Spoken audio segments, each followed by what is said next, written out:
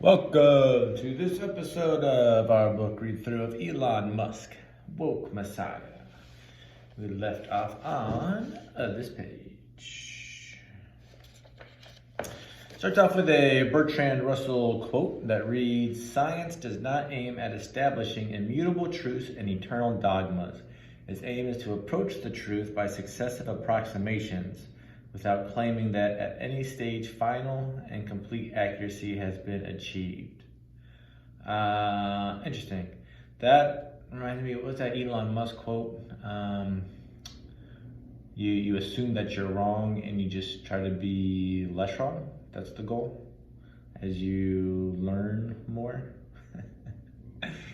I remind myself of that Bertrand Russell quote where he talks about you can't trust a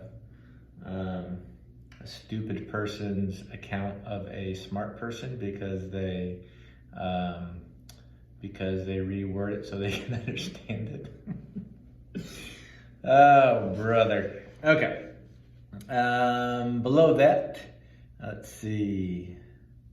It says, "Would the Bible have survived for as long and prominently as it has if it was printed in today's culture where most can read and there are millions of other books to compete with? Difficult to see how." And then in parentheses it says a no. Yeah, when the Bible came out, how long was it around before, was that the Gutenberg press? Before it was widely distributed and a lot of people could read it and there weren't a lot of other books to compete with. Interesting. You wonder how influential that was to the rise of religion. Below that, it says, "Hey Elon, what are your thoughts on attitude? How important do you think it is to consciously monitor and control your reactions?" Yeah, I wonder how much he self-reflects on the way he looks at things, on his attitude, or if it's more natural for him. Next page it says, "It is frustrating not being able to find truth. It is equally frustrating when others do not understand or disagree with the truth you see so clearly and have worked so hard to validate." Yeah, so when you believe something and you believe you have the facts to back it up and you can't communicate that clearly enough, or even if you can, it's still not seen by whoever you're talking to. Yeah, makes you wonder. Then we have the Albion Blur from 2031 that reads, "Simplicity breeds better understanding while complexity shrouds it in secrecy. Simplify your life, but at what cost? At what price? Are ignorance and its illusions so bad, so innately evil?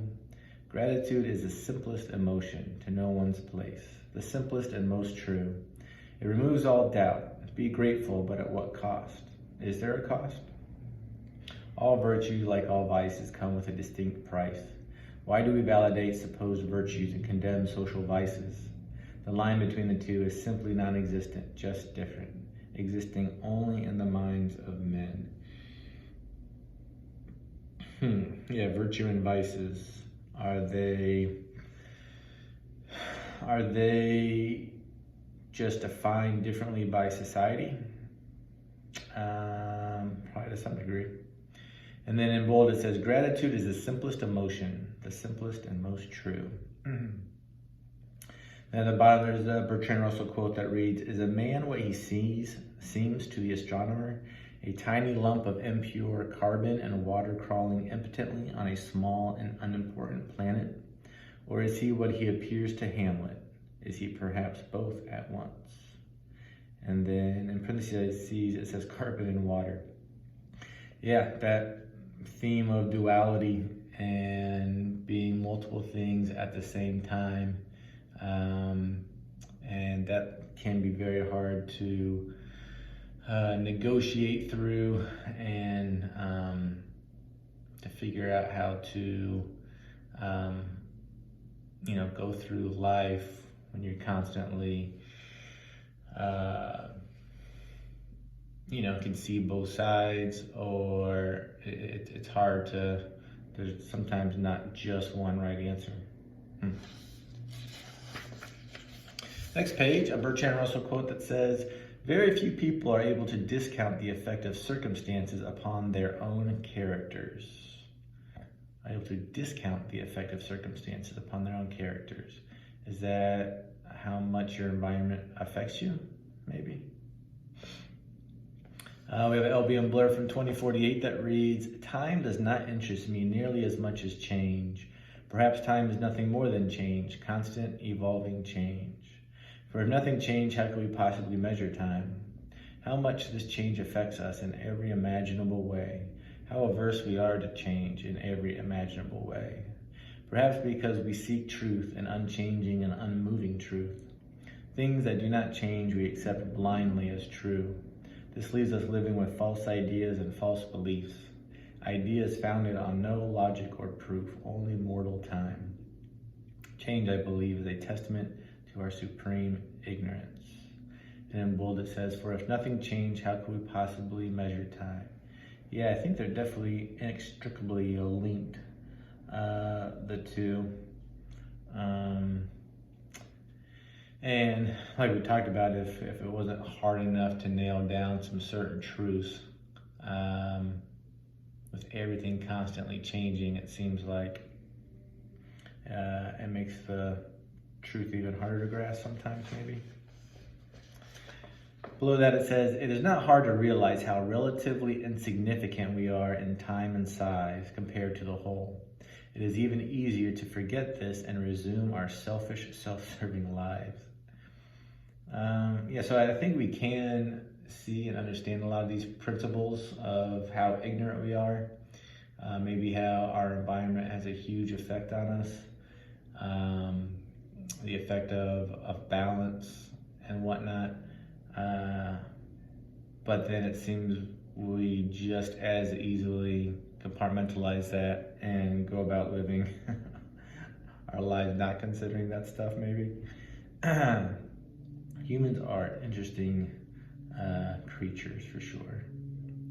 The next page it says, "How many great ideas have not reached fruition because they did not work immediately, when if given an adjustment period, their potential could have been realized?" Yeah. How many people would have been great in a different time period? How many people would be less great in a different time period? This makes me think of the time between events and the order of the events affects so much, not just the events themselves, but everything around them. We have an LBM blurb from 2060 that reads, "People are solely motivated by their pleasure and their pain, a survival instinct meant to just increase our chances of living. Over time, we have evolved into intricate and social beings. Our pleasures and pains have evolved with us, gaining depth. They have become more complicated and intertwined with each other. Still, at our cores, we are simply selfish creatures, seeking pleasure and avoiding pain, like forces attracting and repelling. We may disguise this quest by delaying or avoiding pleasure. In truth, we are simply seeking a presumed greater pleasure, whether in the future, from society, or from within ourselves." And in bold it says, "Still at our cores, we are simply selfish creatures, seeking pleasure and avoiding pain, like forces attracting and repelling." And he's hit on this a lot, kind of pleasure and pain being our only motivation, simplifying it to that degree. You could break that down further, obviously, into different kinds of pains and pleasures. We have a Bertrand Russell quote that says, "The question is how to arrive at your opinions and not what your opinions are." So this Bertrand Russell, he does a lot of what Albion does. He's saying the same thing in a lot of different ways.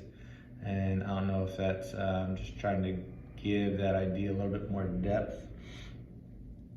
But he's that's a theme within a lot of his quotes, it seems like. And we will stop there for this episode. Join us next time. And until then, have a great day.